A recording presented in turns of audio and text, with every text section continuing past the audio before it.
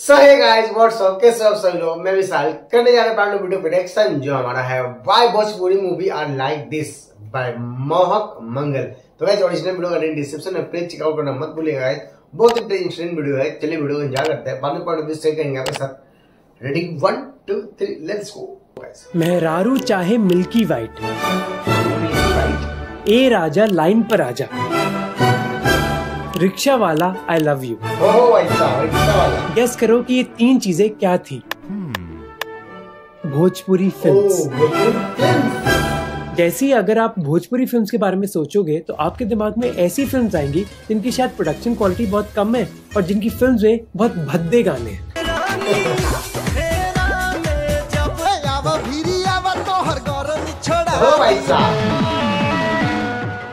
और ये पूरी तरह से गलत नहीं है। पिछले 15 सालों में भोजपुरी इंडस्ट्री ने ऐसी फिल्म्स बनाई हैं, पर इन फिल्म्स की वजह से एक और प्रॉब्लम खड़ी हो गई है।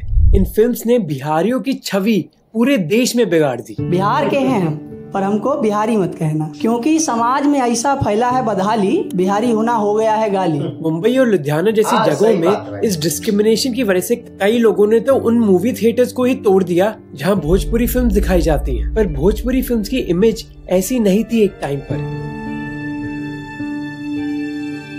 टाइम पर कई हिंदी फिल्म के बड़े एक्टर्स और टेक्नीशियंस भोजपुरी इंडस्ट्री में काम करते थे। मोहम्मद रफी, किशोर कुमार और लता मंगेशकर जैसे पॉपुलर सिंगर्स ने भोजपुरी मूवीज में गाना गाया।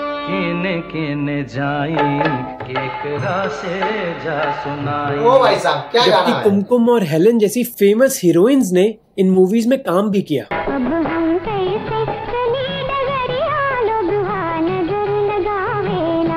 तो फिर भोजपुरी फिल्म्स इधर से इधर कैसे पहुंची और उनका इतना नेगेटिव इम्पैक्ट कैसे पड़ा बिहारियों की इमेज पे। इस वीडियो को बनाने के लिए मैंने अभिजीत घोष की किताब पढ़ी और कई रिसर्च पेपर्स भी। तो जानते हैं भोजपुरी इंडस्ट्री की कहानी। चलो भाई।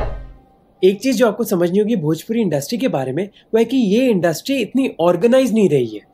मराठी और मलयालम फिल्म इंडस्ट्रीज की तरह भोजपुरी इंडस्ट्री ने कंसिस्टेंटली कभी फिल्म्स प्रोड्यूस नहीं करी है। अगर हम भोजपुरी सिनेमा की बात करें तो उसको हम 3 फेज में डिवाइड कर सकते हैं।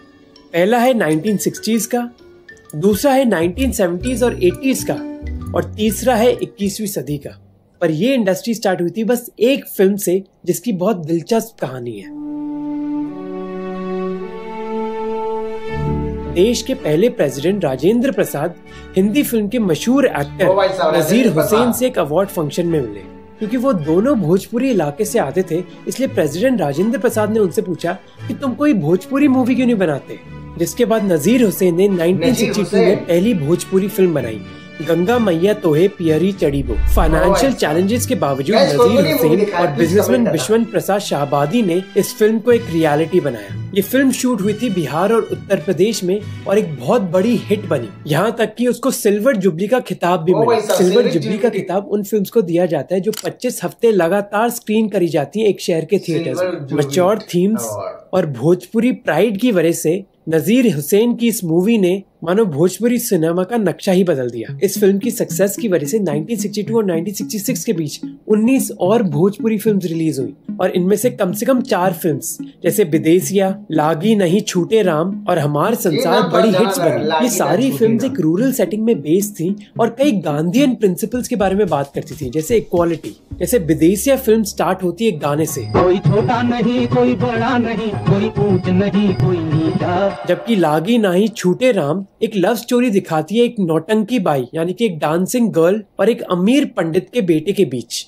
अब आप में से कई लोगों को ये थीम ज्यादा प्रोग्रेसिव नहीं लगेंगे, पर 60 साल पहले ऐसी इक्वालिटी की बात करना बहुत बड़ी बात थी। पर ये फिल्म ज्यादा रेडिकल भी नहीं हो सकती थी, क्योंकि इन फिल्म्स की जो ऑडियंस थी वो तो कंजर्वेटिव ही थी। जैसे विदेशिया में स्टोरी तो प्रोग्रेसिव दिखाई गई है, क्योंकि वो एक लव स्टोरी एक लोअर कास्ट लड़के और एक अपर कास्ट आदमी के बीच। पर ये लव स्टोरी कंप्लीट नहीं होती, क्योंकि लास्ट फिल्म में उस लड़की को मार दिया जाता है। इन फिल्म्स की कमर्शियल सक्सेस को देखते हुए मानो एक भगदड़ मच गई। कई फिल्म प्रोड्यूसर्स अब भोजपुरी फिल्म्स बनाना चाहते थे, क्योंकि इन फिल्म्स को बनाने का बजट कम था और जो रिटर्न ऑन इन्वेस्टमेंट थी वो मानो 3 से 4 गुना थी कॉस्ट की।